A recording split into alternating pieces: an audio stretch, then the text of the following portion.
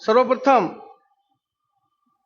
मी ज्या विचारवंतांनी शिक्षणासाठी नाही थोडंसं वरीच करवट शिक्षणासाठी व राष्ट्रासाठी आपले आयुष्य अर्पण केले अशा सर्व महापुरुषांना अंतःकरणपूर्वक अभिवादन करतो।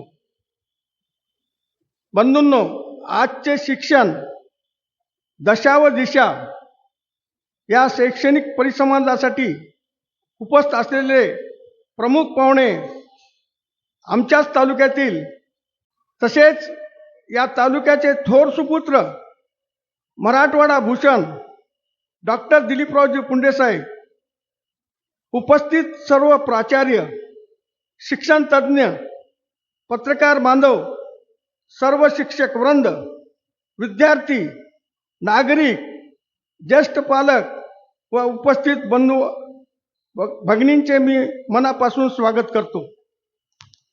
बंधूंनो, शिक्षण ही केवळ विद्यालयापुरती, शाळा किंवा विद्यालयापुरती मर्यादित प्रक्रिया नसून जन्मापासून ते मृत्यूपर्यंत अखंडपणे सुरू राहणारी जीवनशैली आहे।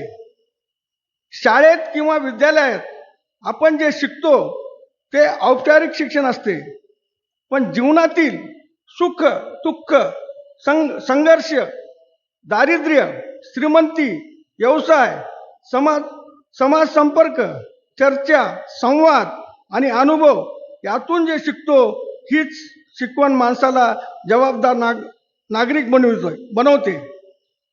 बंधूंनो, जरा पाणी। बंधूंनो, प्राचार्य डॉक्टर नागोरावजी कुंभार साहेब व मराठवाडा भूषण डॉक्टर दिलीपरावजी पुंडे साहेब ह्या दोन महान व्यक्ती आमच्या मुखेड तालुक्याला मिळालेली फार मोठी शैक्षणिक देण आहेत। हे आमच्या तालुक्याचे भाग्य आहे।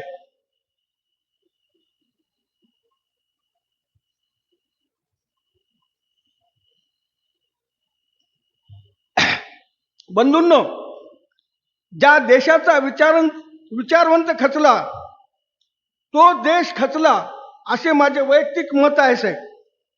आज आपल्या समाजापुढे अनेक गंभीर प्रश्न उभे आहेत। शिक्षणासारख्या पवित्र क्षेत्रातील भ्रष्टाचारामुळे गुणवत्तापूर्ण शिक्षणाचा अभाव निर्माण झाला आहे। ही अत्यंत चिंतेची बाब आहे सर। बंधूंनो, आजच्या शिक्षण व्यवस्थेचा विचार केला असता कोणत्याही मार्गाने श्रीमंत होण्याची मानसिकता समाजात वाढली आहे। आपण पाहत आहोत विविध स्पर्धा परीक्षेतील गैरप्रकार, नीट पेपर फुटी, TET पेपर फुटी अशा अनेक पेपर फुटीमुळे लाखो विद्यार्थ्यांचे भविष्याशी खेळ केला जात आहे। माझ्या विचारवंत बांधवांनो, ही फार मोठी चिंतेची बाब आहे। आज समाजापुढे शिक्षणासोबतच अनेक प्रश्न निर्माण झाले आहेत। देशातील वाढता भ्रष्टाचार, शेतकऱ्यांच्या आत्महत्या, लूटमार, महिलांवरील अत्याचार, फसवणूक, झुंडशाही, बेबंदशाही यामुळे समाज खचून गेला आहे। अशा या वाढत्या असहिष्णुतेमुळे समाजातील सज्जन व विचारवंत एकाकी पडताना दिसत आहेत। ही अत्यंत समाजासाठी घातक बाब आहे सर। अशा परिस्थितीवर मात करण्याची सर्वात प्रभावी साधन म्हणजे दर्जेदार शिक्षण होय, असे माझे प्रामाणिक मत आहे। यासाठी माझी आदरणीय सर्व विचारवंतांना एकच विनंती आहे की आपल्या मुखेड तालुक्यातील विद्यार्थ्यांना दर्जेदार शिक्षण कसे मिळेल यासाठी प्रयत्न व्हावेत। यामुळे आपला मुखेड तालुका सुजलाम सुफलाम होईल। शिक्षणासाठी सर्व काही या विषयावरील व्याख्यान आयोजित करण्याची संकल्पना मी व बालाजीराव लिंगणवाड यांच्या मनी आले। सदरील व्याख्यानाचे आयोजनासाठी श्री स मस्कले सर यांचे विशेष सहकार्य मिळाले। सर्व संयोजक समितीने ही सहकार्य केले यासाठी मी त्यांचाही आभारी आहे। धन्यवाद।